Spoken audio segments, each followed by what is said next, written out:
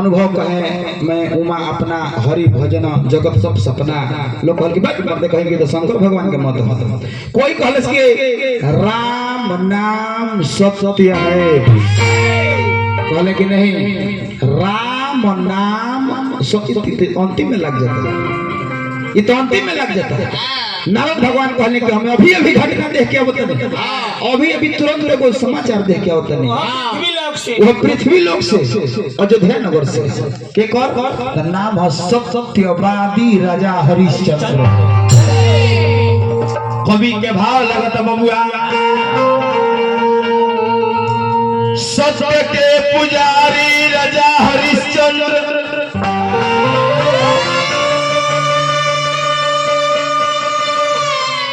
बैठ जा खड़ा करे तो खड़ा हो जाएगा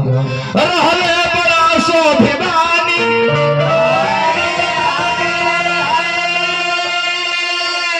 ना कोई ऐसन राजा भइल भैया ना कोई ऐसन दान इंद्र के गदी जोड़वा डग डग डग डग डोलता इंद्र भगवान कहले विश्वामित्र मुनि लेके मलिकार जाके सही में सत्यवादी हरिचंद्र के तनी परीक्षा ले लेती ले लेना तो हमर गदिए छीन ली हां ले लेना तो कहे कि इंद्र के गदी से डरे रहत रहे कि दोसर जने जे गदी मत छीन लेवे कवि के भाव लगाता बबुआ अरे सत्यवादी के ए सदवा तो चल के ली ना पड़े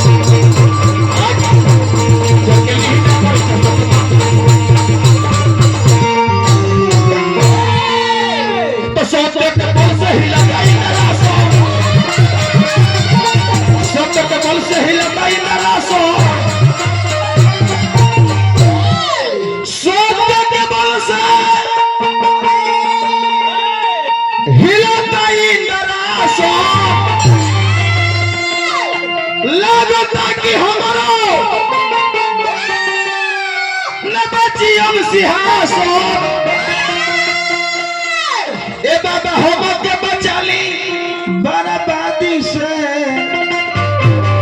तो चल के ली न पड़ी सत्यवादी को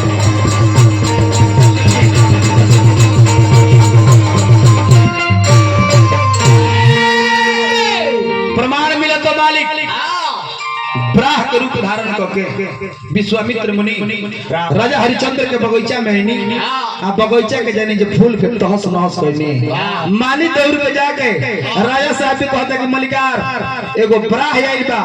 उमरा तो नहीं के पूरा बगीचा के नाश करके धर दिया लॉस अब जानी जब घोड़सवारी करके राजा हरिचंद्र अब ब्राह के मारे खातिर आइल बनी आ जब बगीचा में आईनी तो ब्राह तो मराइल ना एगो वृक्ष रहे वृक्ष के नीचे जब आराम कोई तो उनका घोर नींद लग गई आ जब घोर नींद लग गई तो नींद में सपना देखने के एगो ब्राह्मण देवता ही नहीं हमरा राजपाट और पूरा साम्राज्य सपना में मांग ले बानी अब जानी जे व्याकुल अवस्था में राजा चारों भक्त खोजत रहे ब्राह्मण देवता के लेकिन ब्राह्मण मिलत बाड़े नहीं कहे के भाव लगत हुआ कि रे व्याकुल बना अरे भइले ना धरात बड़ुए भी तेरे व्याकुल बना अरे भइले ना धरात बड़ुए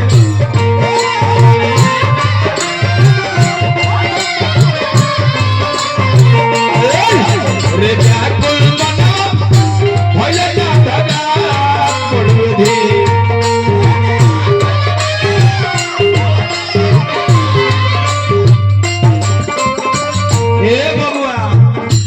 सपना में देखले बड़े धन हरे सत्यवादी हरिचंद्र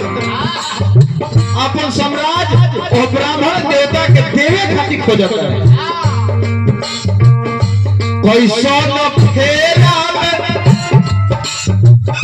डलल हो गोसाई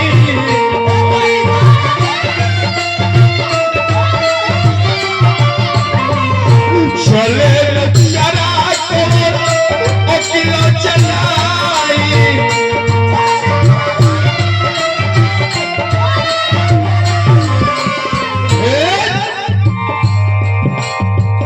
गीत गौनई कथा प्रसंग जाने खातिर उम्र बितावे के पड़ेला। लीडो खेले से ना हो जाई भैया बबुआ।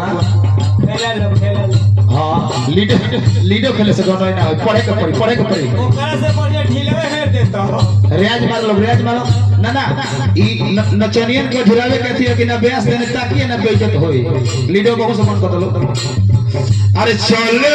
चला ओ किलो चलाई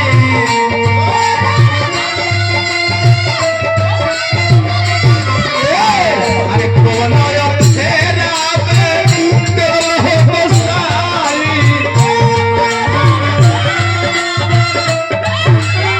ए बबुआ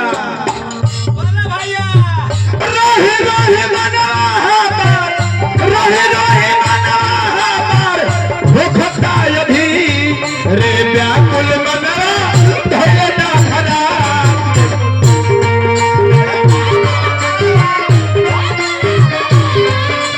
रे व्याकुल मना धैर्य ना धरा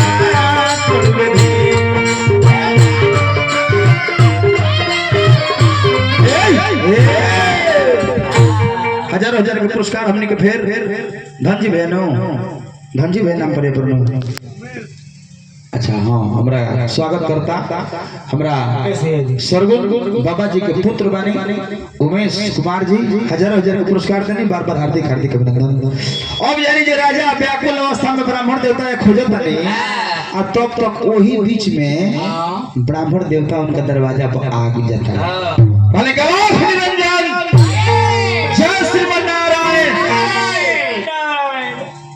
जब अतना बात राजा हरिचंद्र सुन ले तो जाने जब दौड़ के दुआरी पहुंचे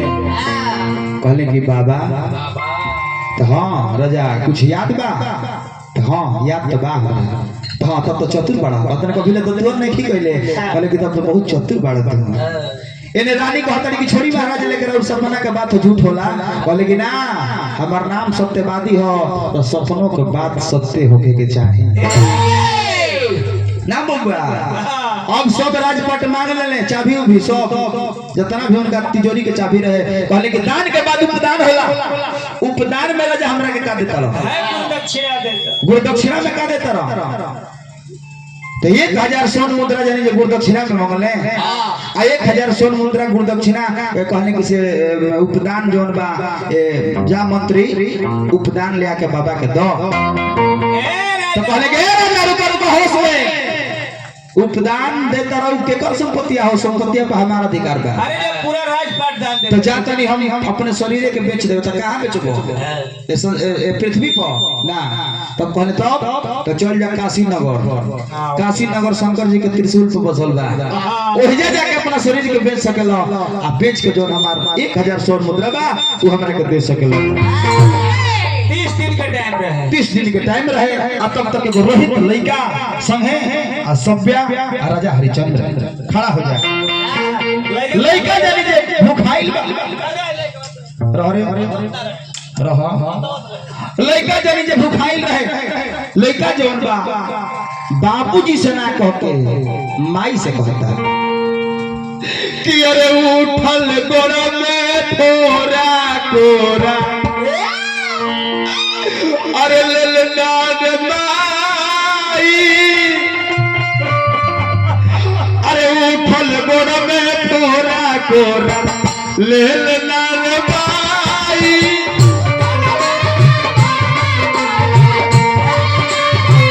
अरे उठल गोरा में थोड़ा कोरा ललनाद माई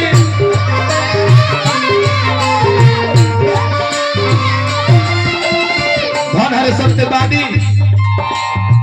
हजारों हजार पुरस्कार हमारे प्रबंधनीय बड़का भैया की तरफ से आई कहानी पे खुश हो गए बार बार हार्दिक हार्दिक अभिनंदन रहे एगो छोट लड़के के बोला तनी से चले आओ बबुआ तो और टोपी वाले बबुआ आजी मका और टोपी वाले बबुआ आओ आओ आओ अवश्य आओ पैसा लो चलिए वो अरे उठल बोला में थोड़ा कोरा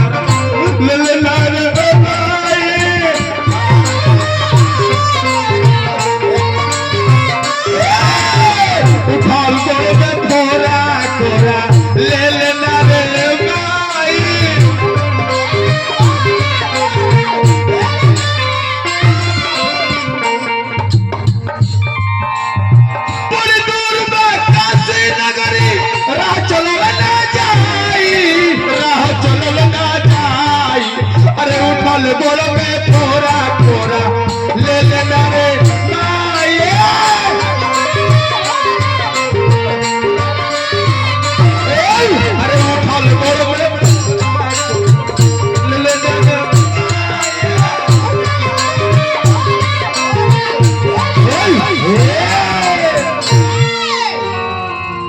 काशीपुर नगर में राजा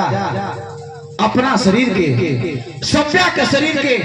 रोहित कुमार के शरीर के रट लगाओ है। हाय कोई खरीदार 1000 स्वर्ण मुद्रा हमको चाहिए और हम तीनों प्राणी काशीपुर नगर में बिकने के लिए हम आए हैं। राजा रट लगाओ है तो कैसे रट लगाओ है बबुआ कि काशीपुर नगरिया के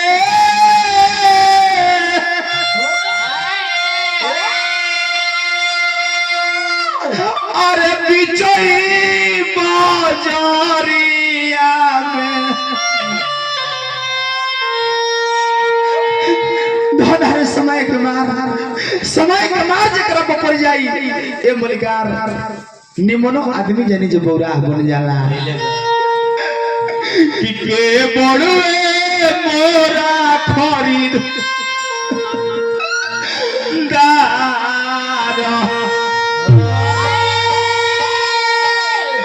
कि रटवाला गाँव से राजा अरे गोली गोली नगर में कि के बड़ुए मोरा खरीदार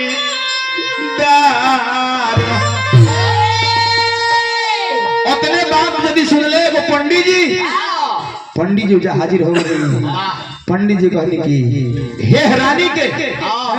हम किन लेता नहीं कहे कि हमारा चौका बर्तन करे खतरा घर में कोनो औरत नहीं खिसा। रानी जब किना गईली नन्हा सा बालक रोही तिली बाबूजी के ओर दौड़ के जाए तिली माई के ओर दौड़ के जाए। अब वो बीच में लड़का जानी जो जोन स्थिति बा डगमग करता लोग कहल 5 गो देखी 5 गो मुंह के परमेश्वर के बास होला। 5 गो लोग कहल कि ये पंडित जी जहाँ गाय जाला न उजा बछड़ू जाला जहाँ गाय जाला उजा बछड़ू भी जाला। ए लइका करूरा ले जाई ई लइका अड़हर टिकोला करी फूल उल लोरा खाती लाई आ फूल ले करूरा के पूजा पाठ में सब अब जैसा ही पंडित जी खरीद के आ जानी जे जो सही रानी के बाह धक कहने के रे दसिया चल। जब रानी के जब दासी पंडित जी कहले झरझर आंख से रानी रोए लगली कहली कि देखी समय के मार जौना महल के रानी सभ्या राजा हरिचंद्र के रानी और रानी के पंडित जी कहले कि रे दसिया तनी चल है 10,000 दासी रखले रे जे 10,000 दासी रखले बा आओ दासी के ओ रानी के पंडित जी दासी की हाल है। अब रानी कहतड़ी कि ठहरी पंडित जी तनी वो दिन रुक जाई कि ठहरी तनिक देखली अरे सुरलिया राजा जी अरे फिर कहिया होई मोला कतिया राजा जी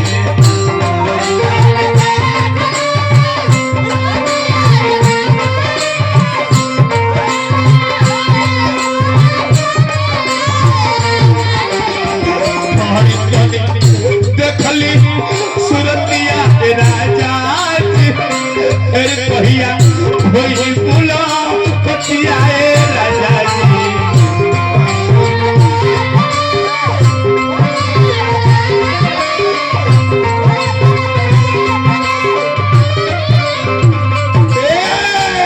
रानी कहतड़ी किए राजा जी हम तो जी हो गए अपना रोहित के कहता हे लाल के निहार के रौरा कैसे जियो राजा हमनी के विसार के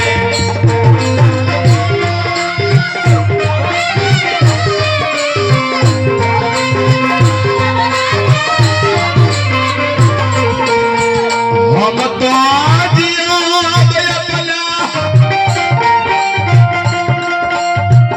ये प्राणनाथ हम तो अपना बबुआ रोहित के सहारे दिन कटा ले लेकिन तू के तरह के सहारे दिन कटैबो हम तो जियो अपना लाल के निहार के तू कैसे जियम नीके पिसार के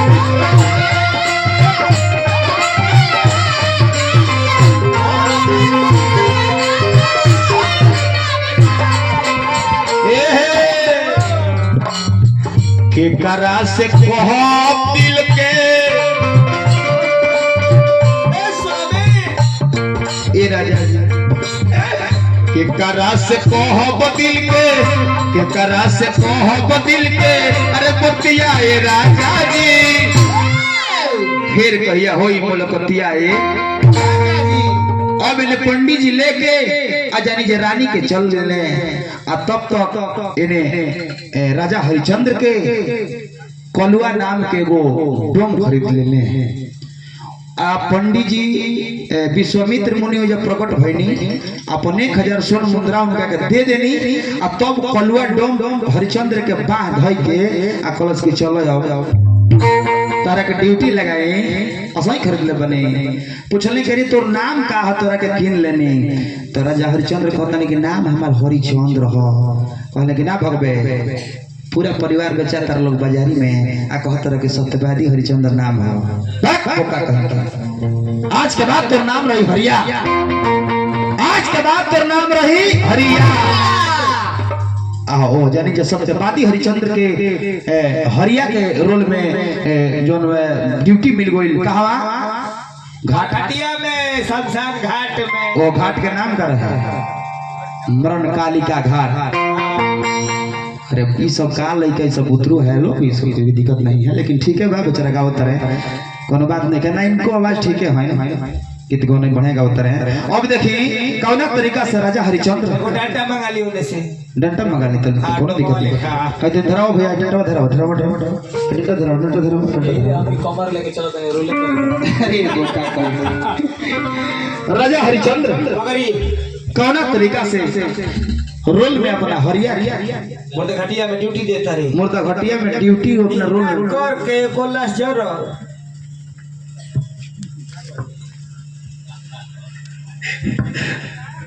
कौना तरीका से कभी का भाव लगा तब हुआ अरे हरिया हो गए ए राजा हरिया हो गए कि बरसों विपत्ति के बजरिया राजा हरिया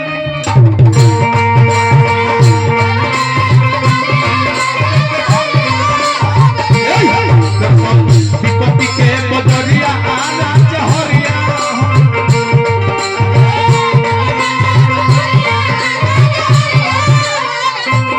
हरिया हो गई राजा हरिया हो गई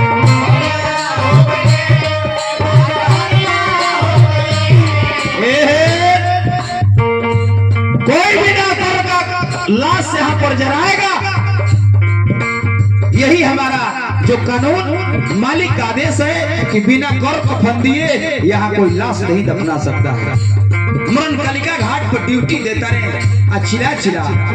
दुख व्याख्या खत्म करता रहे हरिया हो गई राजा हरिया हो गई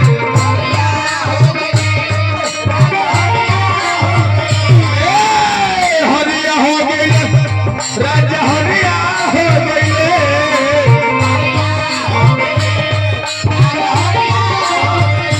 दरअसल विपत्ति के बजरे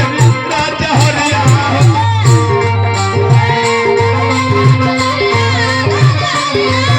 दरअसल विपत्ति के बजरिया राजा हरिया हो गई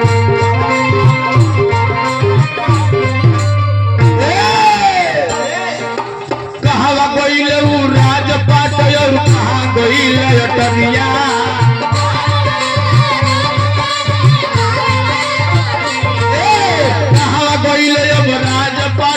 कहा गोइले अटरिया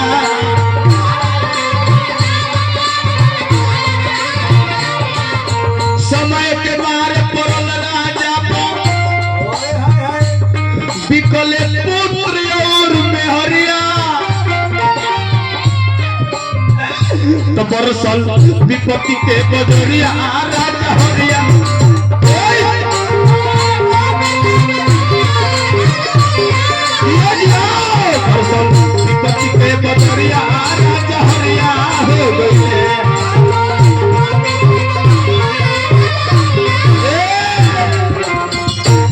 एने जानी जे पंडित जी के जौन घर के रोहित बाणे जकरा के किनले रहन उनका ओलैकवा के सांप काट देले बा जंग फूल लोड़े खातिर कोई रहे और सांप काट देले बा। आई पंडिताई ने दासी के कहत कि तोरा कपड़ा खींच के 12 बजे राती के जो चाहिए 1 बजे जो हमारे घर के काम कोयला के बादे तोरा जाए के बा। सोचली कि जगह लड़का के सांप काट देले होके आ उ कैसे माई जौन बिया अपना दुख के सहन करके आ बीच में पड़ी काम करत आ देखतिया जाके तो लड़का के लाश काला फिर गइल बा। सबे जौन बाड़ी रोवत तारी आ खखन के रोवत तारी लड़का के जानी जे लाश गोदी में लेके लड़का के लाश गोदी में लेके खखन के कोई के दोष नहीं दे अपना विधाता परम पिता परमेश्वर के दोष देता है कर्म के दोष देता है। और विपतिया में डलले रे कोई बा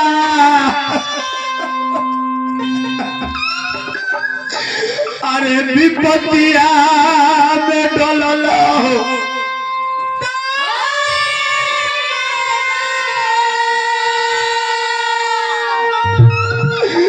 हे बलायो रतिया के अरे विपतिया में डललो रे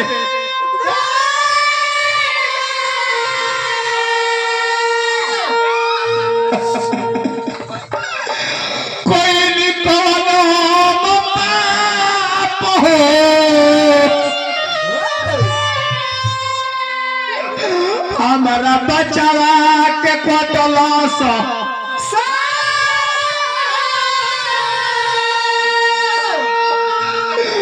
अरे काहे नहीं के फाटत हमर छातिया विपतिया में डलले रे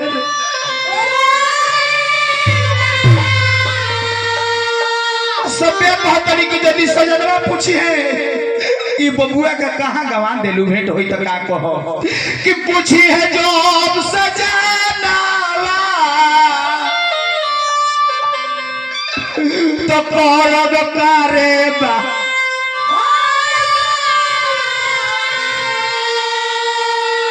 अरे कहाँ बिलवलू हमर थोतिया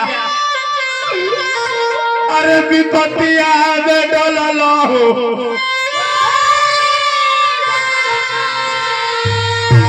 आधा साड़ी जानी जे फाड़ी के कफन बनौली अब बना के कफन खातिर का भी रुपया खा गांव घर से कैसे कैसे चंदा तहसील के रानी से कुछ भीख मांग के रोहित के ले जाके लाश मरण बालिका घाट पर जो सही रानी जाता रही रानी के रोज सुनले तो राजा तो छीन गुले की होई तो सब ब्याह है राजा छीन गुले अब राजा चिन्हात ना रह कहे को जे राख रख पूरा देहिया काला हो गए एगो लाश जरत रहे फट देन लसवना जरल भाई दल हर जरा जब प्रकाश भइल नो तो रानी जोन बाड़ी छीन गुले बुझाता कि कहीं हमर राजा स्वामीनाथ अरे कोई स्वामीनाथ नहीं चलेगा कोई नहीं है क्यों कि चाहे यूपी कला से आवे तो बिहार कला से आवे तो पहाड़ कला से आवे तो कोनो सार कला से आवे तो यहाँ बिना कर दिए कफन लाश नहीं जलाया जाता है। हरी स्वामीनाथ की राहुल लड़का हमें रोई कौन लड़का तो कौन लड़का ऐसा लड़का कौन सब कौन हमारी पत्नी है कोई नहीं हमारा जौना देश में हम कानून के नमक खैला और नमक का हम शरीयत लिया ए जा रानी कहली को जब नहीं रे मानो तो आधा जनी जे कफन है रोहित लड़का का लाश उतावल गइल बा रानी खड़ा हो गइली कहली कि आधा है कफन फाड़ के लड़का को ओढ़ौले बने आ ना रोजा मानो तो पूरा सड़िया फाड़ के लगले हो करवे के करी दे अब आई रे भरत शर्मा के गीत कौन एक मिनट पढ़ो न मेहदी लगल ना अरे बजल साहबाई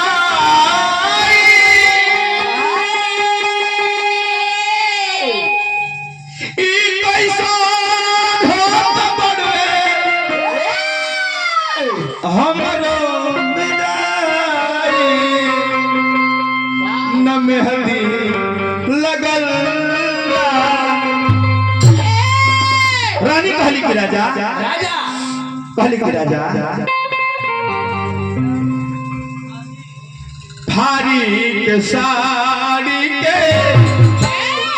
अरे बनवनी का भाना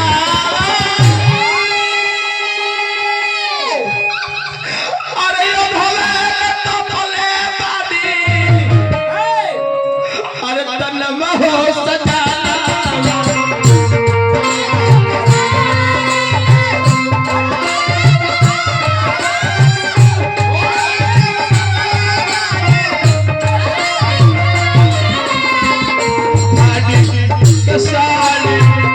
बनवनी के खाना ओ भले भले तन्नमा हो सदा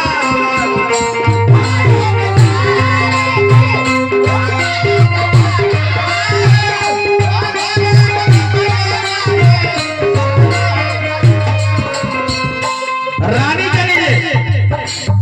राजा हरिचंद्र के हिम्मत भी दे कहली कि राजा धन हो स्वामी राजा मुर्दया घाट के परजन हिलई हो राजा स्वामी सामराट के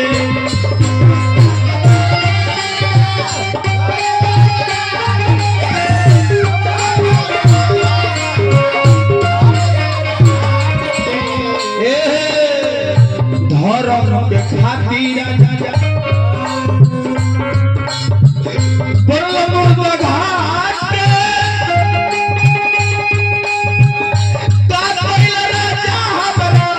स्वामी सामराट के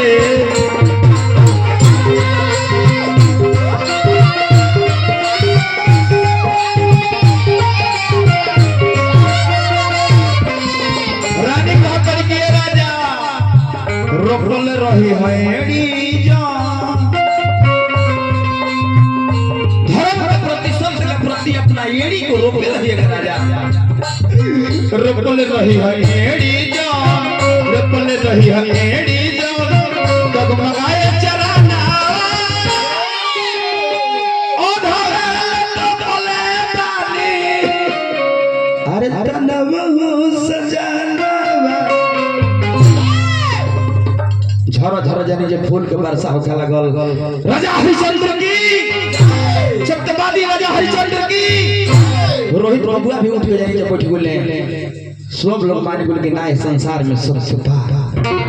ऐसे कहे के भाव लगा बबुआ अब तनी से निर्गुण कर चलो जाओ ठाड़ कर